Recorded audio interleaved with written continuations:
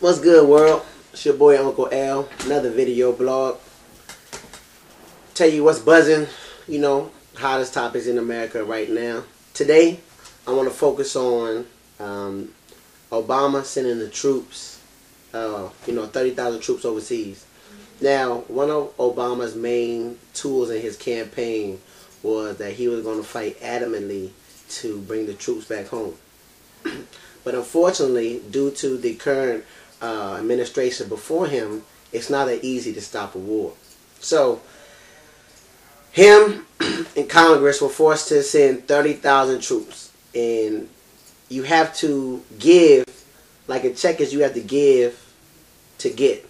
So they have to send more troops up to try to wrap it up.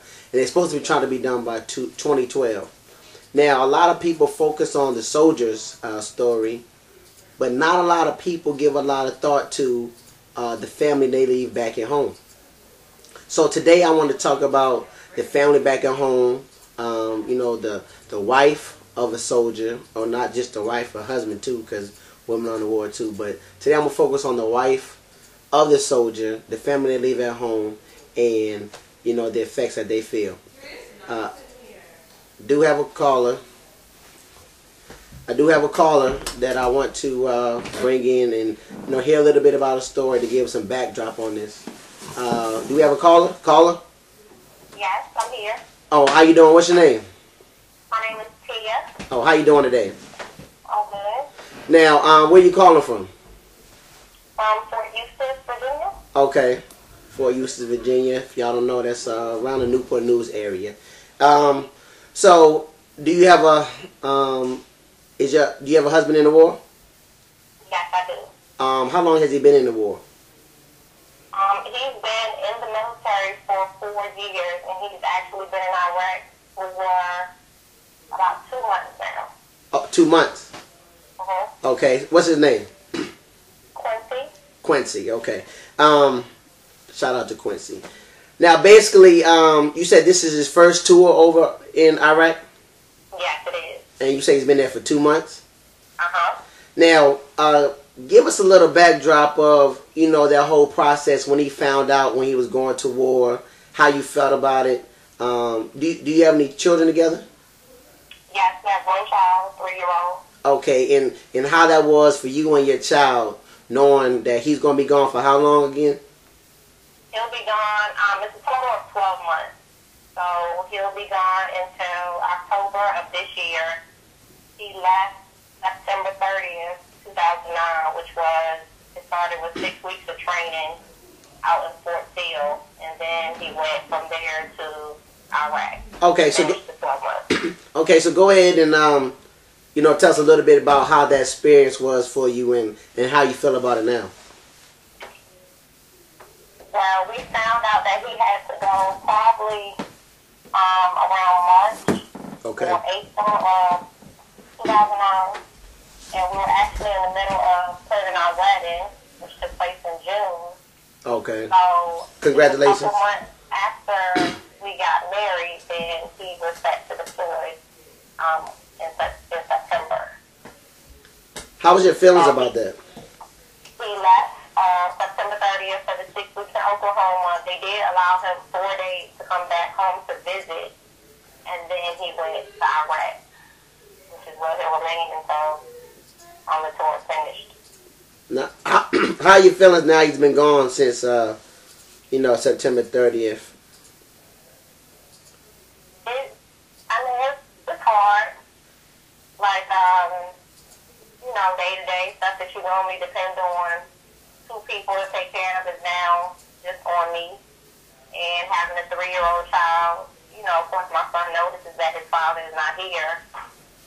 So he, had a phase where he went through acting out and little issues. But, it's not easy to explain to a 3-year-old child that this is something that has to be done. All he wants to know is why my daddy isn't here. And that's not really something I can break down in a way that he will understand. I understand that. Yeah, that sounds like it's tough. Now on the family note you gave me that, but on a wife loving a husband note, how's that for you?